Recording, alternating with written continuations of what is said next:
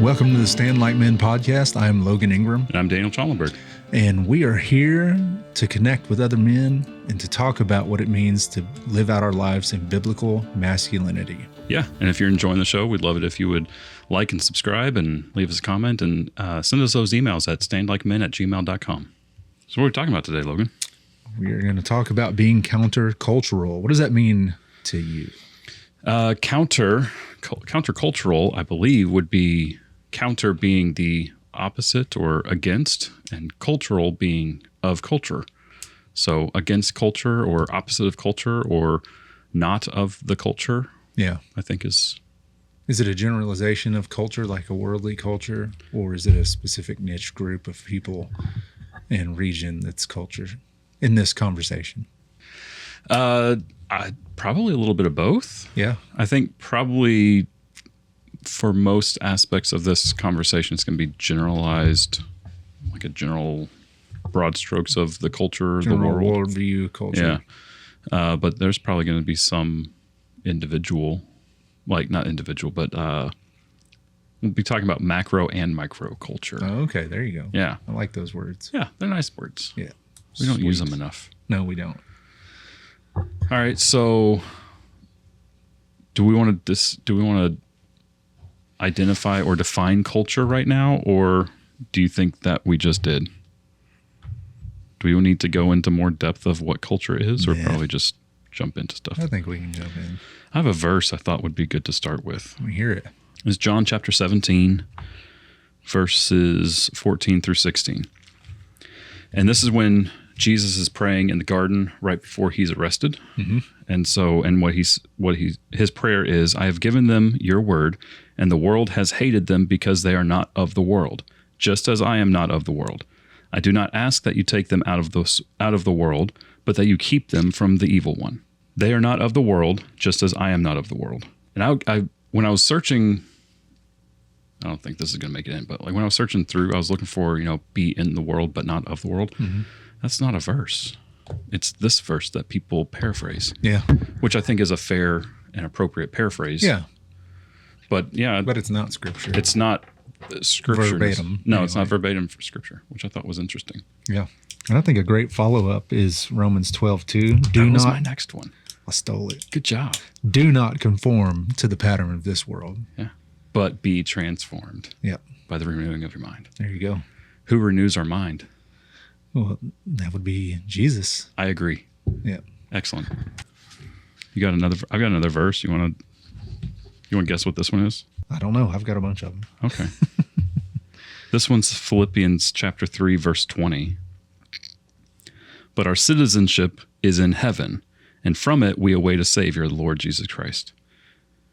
The big part, the thing I wanted to harp on was that our citizenship is in heaven. And I thought that was the verse that I found that most plainly put it.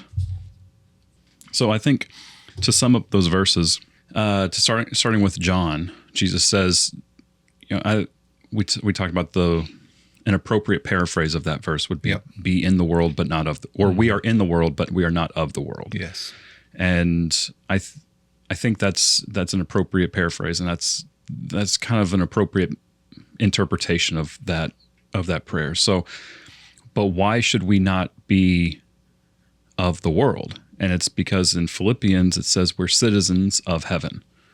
Like that's why we're not of the world. We're here, but that's not who we are. That's not what we're about. To tie in the Romans, we're not conforming to this world because we are citizens of heaven, but we are being transformed by Jesus, who is the author and perfecter of our faith and the one that we are aligning with. Yeah, I think 1 Peter 2:9 also helps spell it out a little bit. You are a chosen people, a royal priesthood, that you may declare the praises of him who called you out of darkness. So there's a calling to be not of this world for a purpose. Yeah. It's not just, I don't want you to have any fun. You're not supposed to be part of this. There's a purpose behind it. It's not just this random statement of, I don't want you to be a part of it. Yeah. And something that just occurred to me is that priests, when you're talking, like priests came from the tribe of Levi. They were set apart. So like every tribe got inheritance except the Levites. The Levites were, their inheritance was serving God as the priests and as the keepers of the law and of the, anyway, the end point of that, I can't be bothered with transitions today, apparently, on Friday afternoon. The end result of that is like the Levites were in, this is not going to land. I don't like it, but the Levites were in the tribe of, or were in the nation of Israel, but they didn't have their own stake in the nation of Israel. They were set apart. They didn't have their own inheritance. They were gifted, and they were gifted land to live on, but ultimately their calling was to serve God.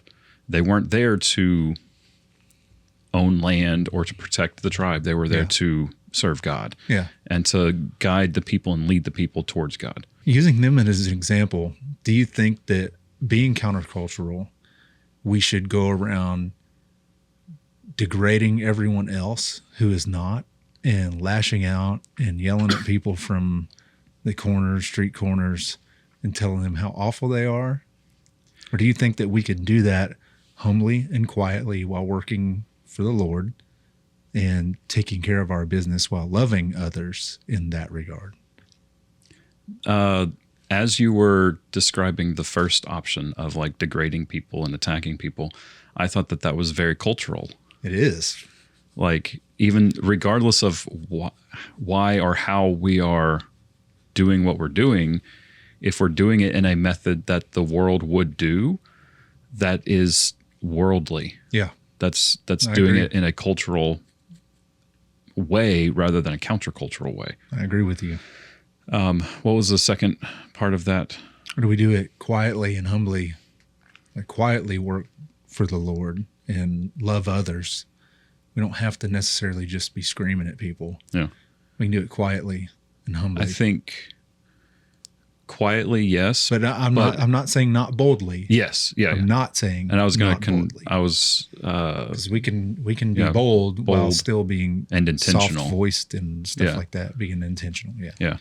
Yeah. You can be bold and intentional without berating people. Yes. And that's one thing that our culture doesn't understand is No. they think in order to be bold or intentional or right, you have to be aggressive. That's where some of this alpha mentality stuff we've talked about before. Definitely. I'm an alpha male. You just yell at everybody. You It's force about your domination. opinions. Yeah, you force your opinions on other people instead of listening to them and coming through with empathy. It's just a domineering deal, like we've talked about. Well, and you can't turn on like a news network without hearing people screaming at each other because that's all they think, that the loudest voice is the right one. Mm-hmm. And it's disappointing. All aspects of our life should be counter to our culture. When we look at our culture is of the world, and we are of Jesus, and Jesus is not of the world. So my argument is that if something is cultural, then it is against Jesus, or it is not of Jesus. Everything we do, if we claim Christ, should be countercultural. And I've got a list everything, how we behave as husbands, how we behave as fathers, as employees, what we do in the community, and then being a part of a community rather than just being a lone wolf or being isolated or being kind of like the lone soldier type imagery that we've talked about. How we raise our children, how we deal with our anger, how we interact with politics. How we, anxiety versus peace, respect and value of others, like everything that we do should be counter to the culture. Yeah. Where have you felt the most pressure as a Christian to go along with culture? Politics, really? Hands down. Yeah. Yeah. It's, you scrolling through social media. Social media is another thing. Like that's very cultural. Yeah. And how we interact on social media, if we interact on social media.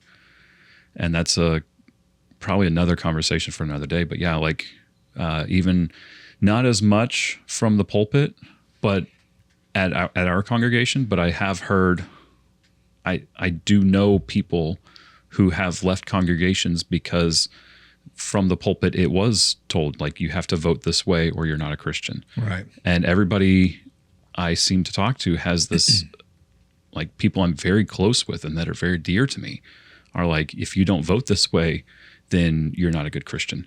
I've heard that. You have to vote this way or God's not going to love you. Or, and maybe they don't say it in those words, but that's kind of That's the message. when a certain candidate doesn't win the election, like, I get an email saying it's because of you. I'm like, okay, cool. Yeah. But like, I keep going back to, and I realized this back 2019 or 2020, something like that. But I realized during that 2020 election and all the lead up to it, it's like, this is the first election that I saw people genuinely hating each other. Yeah. Like, because before that, there was always like disagreement and people didn't like each other. But that was the first one that I remember. And maybe I just wasn't paying attention, that people genuinely hated each other because of their political stance. Yeah. And I'm like, what is going on with this? And I think it's just because there was a civil war. probably, yeah, So good I'm chance of pretty it. sure it's just because we're noticing. Probably. Yeah. But anyway, so it finally occurred to me that the candidate ultimately doesn't matter. Like, who ends up in the White House ultimately doesn't matter, because ultimately I know who is the king. Yeah. I know who is my king. And right now, if I am a citizen of heaven, I'm living on earth. That means I am in exile. I am in exile on this earth, on this dust ball, but my citizenship is not here. And so people talk about my rights are being violated and they're doing this. I'm like, well, why wouldn't they be? Like, why wouldn't your rights be violated if you're in exile? If you Right. don't belong here, of course. So along these lines of, the elections and stuff, Yeah. I think that's a big one for this countercultural stuff and the pressure that you said you felt for politics, because everybody in the world is screaming about politics pretty Yeah. much all the time. And I've always looked at it like this, I don't know if it's just because I'm a little more grounded than some people, or I have more of a futuristic view. I don't think about just today all the time. So I don't catastrophize everything. Like people, you were talking about kings and stuff like that. Well, we don't have a king. We have a president who might get elected for 4 years, maybe 8, Yeah. maybe. That's temporary. Like, yes, they can make some rule changes that will have long-lasting effects and all of that stuff. But in general, no president has ruined the world. Yeah. I mean, it just hasn't really happened. All these catastrophic things that people come up with that are going to happen, and World War IIIs and, nuclear wars and all of this stuff. That's the same fear every single election. Oh, yeah. It's the same thing that people scream about every single election. Recessions, depressions, all of this. Sometimes they happen. Guess what? They go away. Yeah. Like even the largest housing market crash the world's ever known, 2009, it fixed itself. We had a boom. We had a massive surge in real estate and valuation and purchases and stuff in the last couple of years. And interest rates have dropped. Historically, we're really low at 2% and 3%. And so it's all temporary. Yeah. And I think that if you truly don't conform to the world, you do have more of a, I hate the word futuristic view. Yeah. It's Eternal. eternal view. Thank you. Yeah. Yeah. So more of an eternal view. And I think we're supposed to. Yeah. If we're not conforming to the world and we're thinking about eternal stuff, then we have an eternal view of what's happening to us today. Yeah. And so we're not, the instant gratification thing should not be as big of a pull. It's still a pull. Yeah. Absolutely. I Sure. feel it every single day. But if I have more of an eternal view, I don't feel so trapped in that way of thinking that I must pursue this now or live this way right now, or I'm a failure. I will never amount to anything, whatever it is. And so having that eternal view, I think, will really help us to live counterculturally, because everything about culture is instant gratification. If we can practice delayed gratification, I think we're already one step ahead. This is a good opportunity for this verse. Yeah. Colossians chapter 3, verse 1. If then you have been raised with Christ, which we claim to be Christians, and which means that we claim to have been raised with Christ. I don't know if I like that little thing.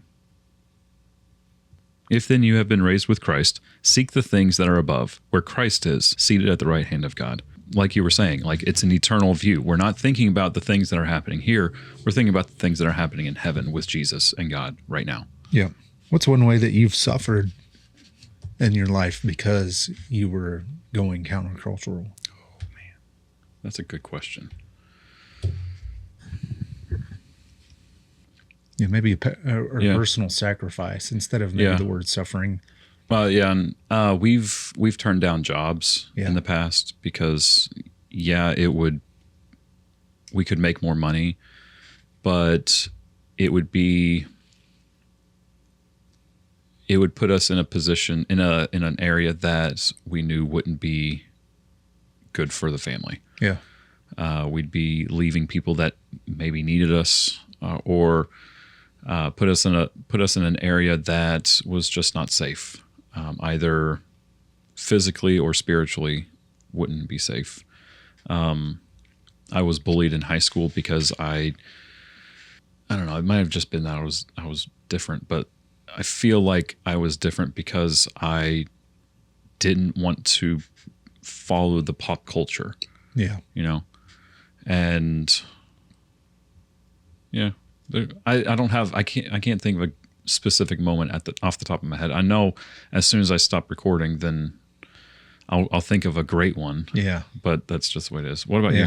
So, social life is one, because at certain times in like teenage life or early adulthood, there's a lot of pressure to be involved in the party scene, a lot of social events type stuff.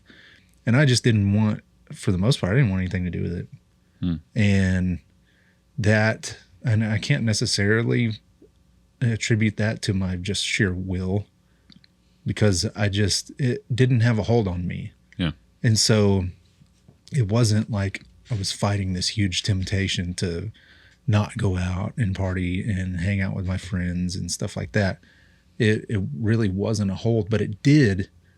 I did sacrifice my social life for that. It led to loneliness, and isolation, because I wouldn't go do those things.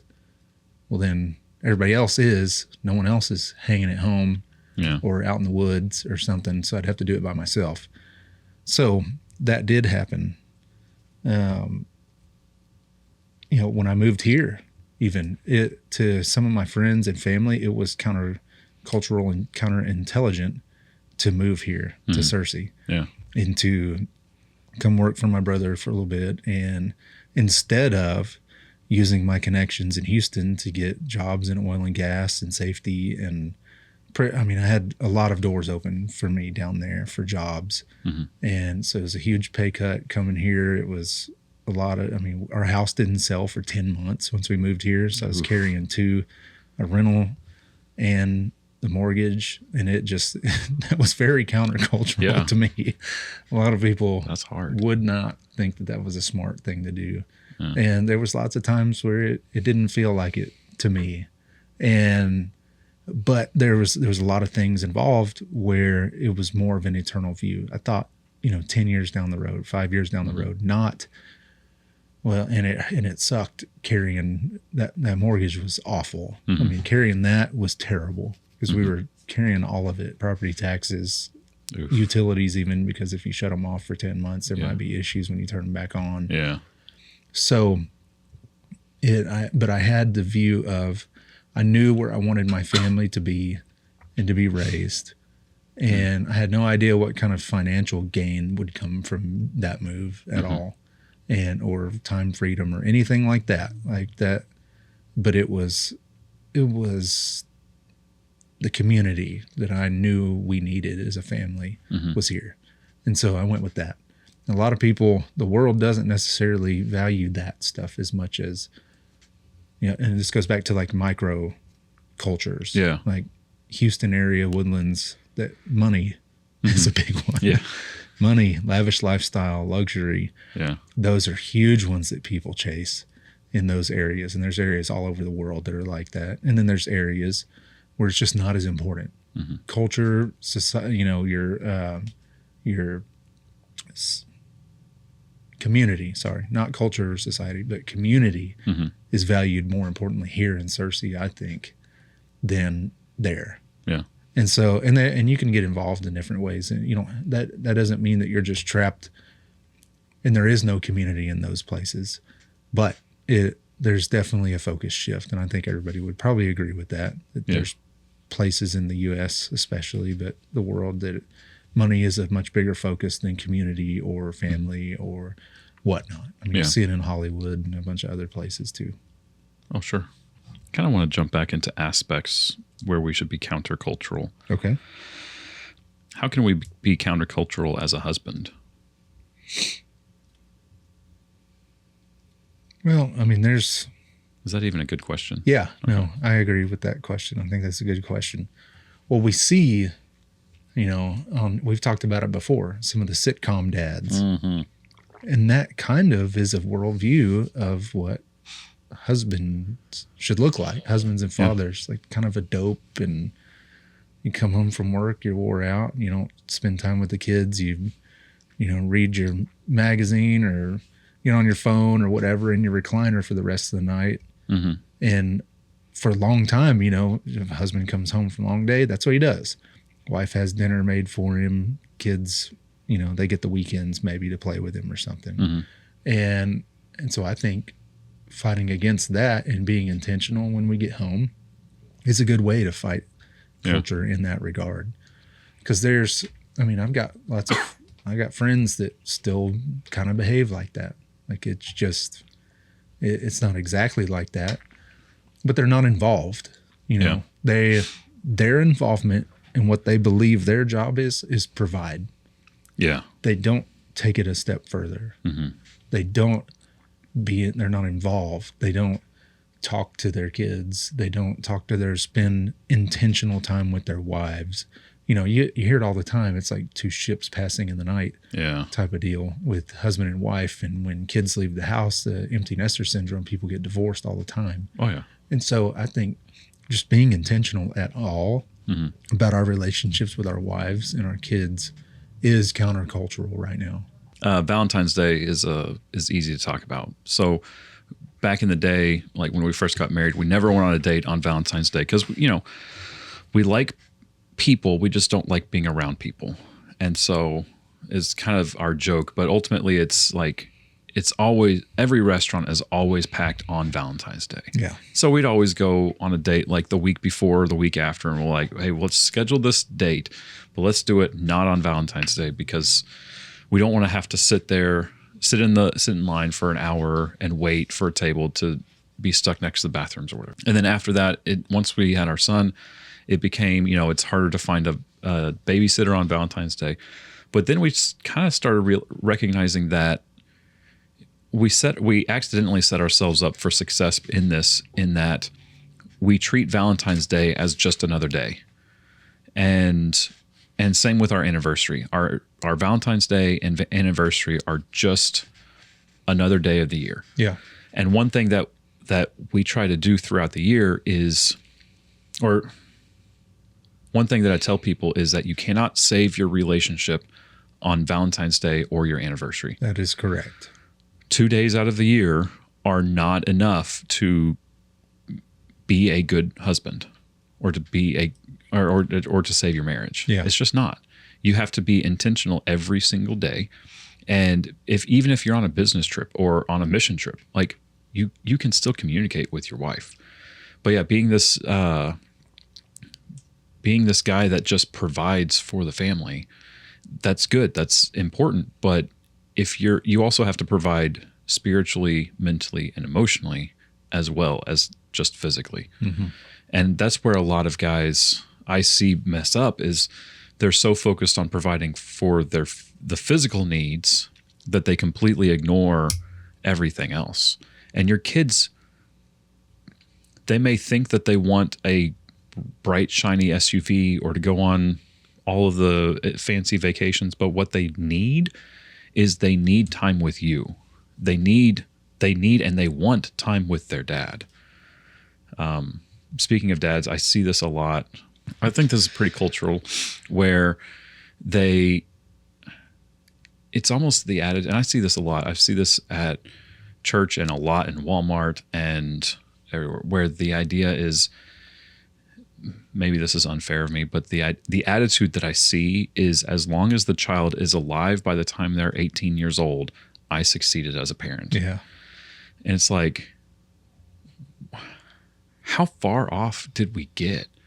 Like, that's the best we can do. Yeah.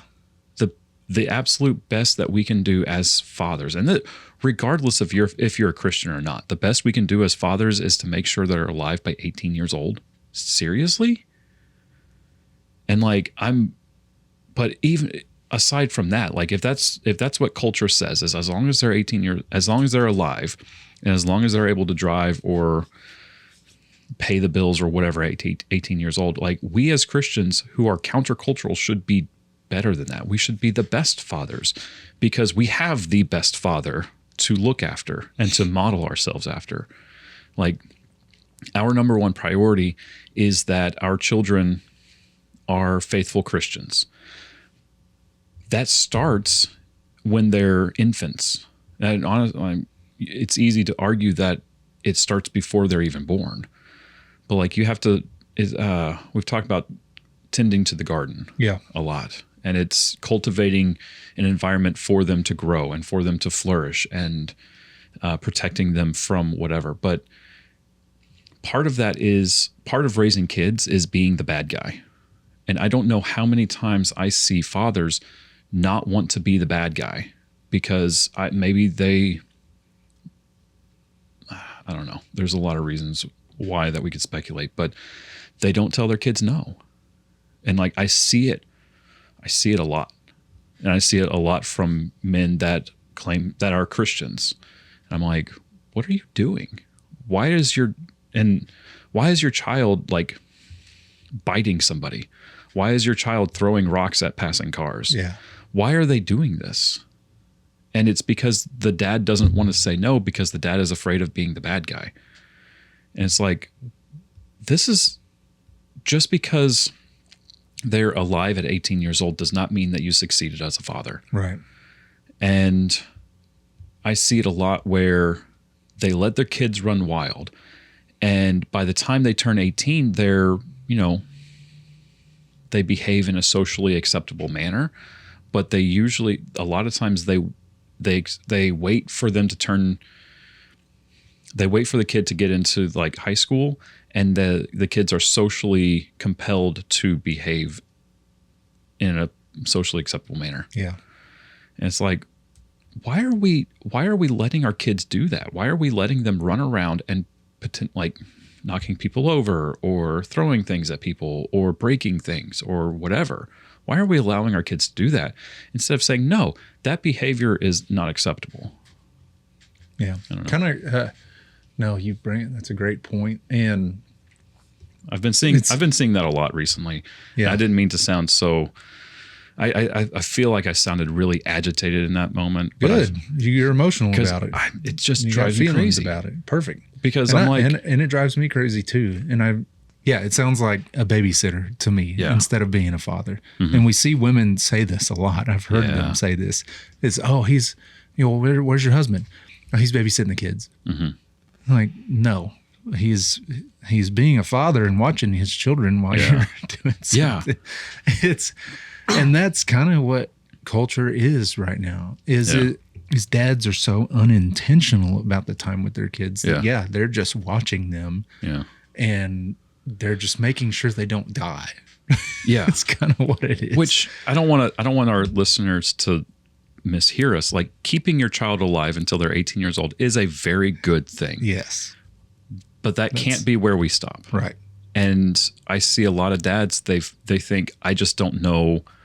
They feel uncomfortable raising their kid, and they're afraid they're going to make a mistake. Yeah. And so that's a good point. And they just pass it off to their wife. Yeah. Which your wife should be active in that. I'm not saying that she shouldn't, but you should also take a very active role, because you're not the babysitter, you're the father. Yeah. You need to be raising the kid.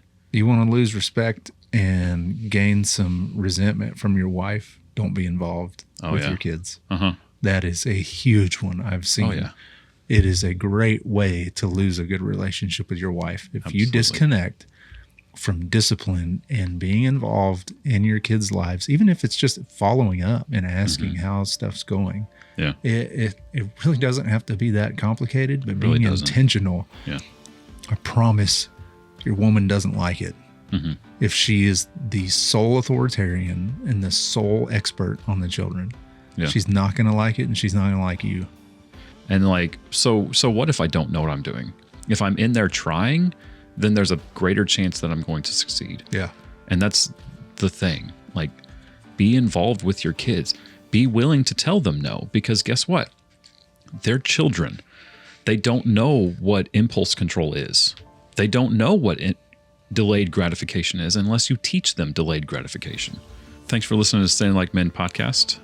We'd love it if you would like and subscribe and leave us a comment, and more importantly, send us an email at stayinglikmen@gmail.com.